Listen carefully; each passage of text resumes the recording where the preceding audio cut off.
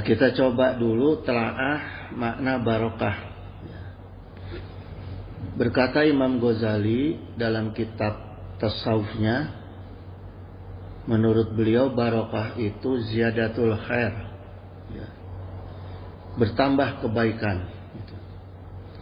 Kalau dalam kamus Arab Lisanul Arab, Ibnu Manzur, barokah itu diartikan sebagai anama wa ziyadah, berkembang dan bertambah baik gitu, atau as-sa'adah, kebahagiaan hidup. Kemudian Syekh Muhyiddin Abu Zakaria Yahya, ini dalam kitab Syarah Sahih Muslim, ini beliau dikenal sebagai Imam Nawawi.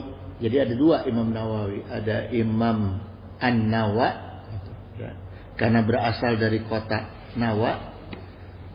Ini Syekh Muhyiddin Abu Zakaria. Ada Imam Nawawi Al-Bantani dari Banten, sama-sama mazhab Syafi'i. Kalau beliau dalam kitabnya Syarah Sahih Muslim menyampaikan bahwa barokah itu dua fadilah, tanmu wa tanamu, Jadi tanmu itu benih yang tumbuh, wa tanamu benih yang berkembang. Misalnya gini, kalau kita punya pekerjaan, misalnya bekerja di kantor, kemudian dari take home pay itu kita sisihkan untuk modal dagang,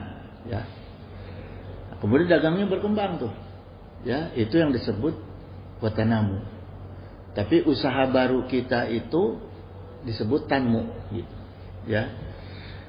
Jadi usaha yang baru, sesuatu yang baru, yang kemudian tumbuh berkembang gitu. Bahkan beliau menyatukan dengan kalimat alutful mustamaru gitu. Alutful mustamaru artinya sudah tanmu, sudah tumbuh, sudah watanamu, sudah berkembang, kemudian alutful mustamaru. Kebaikannya terus menerus sampai di akhirat lah. Itulah barokah, Jadi barokah itu kenikmatan Allah yang diberikan di alam dunia sampai ke akhirat tidak ada habisnya, Jadi kalau kita dapat kenikmatan dari Allah, ilmu yang barokah, artinya ilmu yang terus bermanfaat sampai membawa kita kenikmatan di akhirat. Harta yang barokah, harta yang membuat kita menambah kenikmatan dunia dan akhirat gitu, Jadi barokah itu penting gitu. Kalau yang nggak barokah itu dikasih harta sebentar kebakaran, musibah, Nah itu harta yang tidak barokah. Jodoh yang tidak barokah sebentar cerai, gitu. Jadi penting sekali untuk kita mendapatkan barokah dalam kehidupan, Kemudian Said Muhammad bin Alawi Al-Maliki, beliau dalam kitabnya Mafahim Yajibu an Tusahaha, beliau mengatakan inna tabaruka laisa huwa gitu. Sesungguhnya dia itu mencari barokah itu atau ngalap barokah ila tawasulan ilallahi subhanahu wa ta'ala gitu. Jadi barokah itu adalah perantara kita memohon kebaikan, dan mendapatkan manfaat kebaikan kepada Allah gitu, Jadi sebagai bentuk permohonan kita untuk mendapatkan, meminta kebaikan dan manfaat kepada Allah Subhanahu wa taala, bizalikal mutabaraka bihi itu. Bizalikal mutabaraki bihi gitu, Artinya dengan objek yang sudah diberkati Allah. Jadi sesungguhnya Allah itu sudah menyimpan kebaikannya dan manfaatnya, di objek-objek yang sudah ditentukan oleh Allah gitu.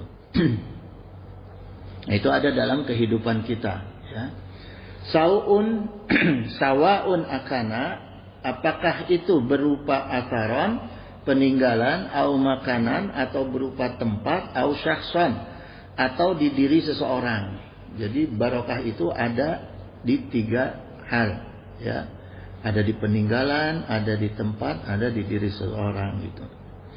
Contoh misalnya barokah aksaron, barokah peninggalan.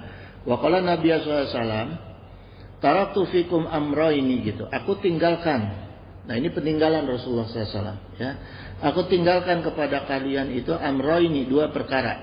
Ya, lan tadalu matamassaktum bihima. Ya, kalian tidak akan pernah tersesat ketika kalau berpegang pada kedua ini, kedua peninggalan Rasulullah SAW ini, yaitu kitaballahi wa sunati Nabi sallallahu alaihi wasallam. Ya, jadi peninggalan Rasulullah yang merupakan barokah bagi kita adalah kitabullah, Al-Quran, dan sunnah-sunnahnya Rasulullah SAW. Ya. Maka dua barokah yang ditinggalkan oleh Rasulullah SAW ini kita sangat perlukan dan sebagai wasilah untuk mendapatkan keselamatan dan kemuliaan hidup kita di tiga alam. Ya. Pertama alam dunia, kedua alam barzah, yang ketiga alam akhirat. Karena kita hidup itu ada di tiga alam. Ya. Kemudian jemaah, sebagai bukti bahwa Al-Quran adalah kitab suci yang mengandung barokah, Al-Quran sendiri menjelaskan dalam Al-An'am ayat 92, wa qalallahu ta'ala wa khaza kitabun anzalnahu mubarakun. Ya.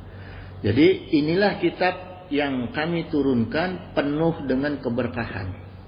Itu, ya. Jadi sudah jelas Quran sendiri diturunkan sudah membawa barokah. Jadi kalau mau cari barokah diantaranya dengan Al-Quran. Gitu, ya.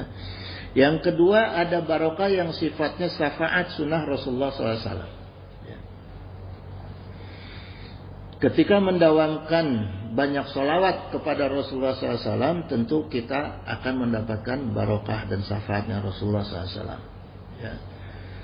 Bahkan Rasulullah SAW sendiri bersabda, wa an Ibnu Mas'ud anna Rasulullah SAW qala aulan nasi bi yaumil qiyamah, manusia yang lebih diutamakan bersama aku, kata Rasul. Ya. Jadi ada manusia-manusia yang diutamakan bersama Rasulullah SAW, artinya akan kumpul bersama Rasulullah SAW. Aksarahum alayya sholatan, orang-orang yang banyak membaca salawat kepada aku, pada Rasulullah SAW. Ya. Tirmizi ini riwayatnya.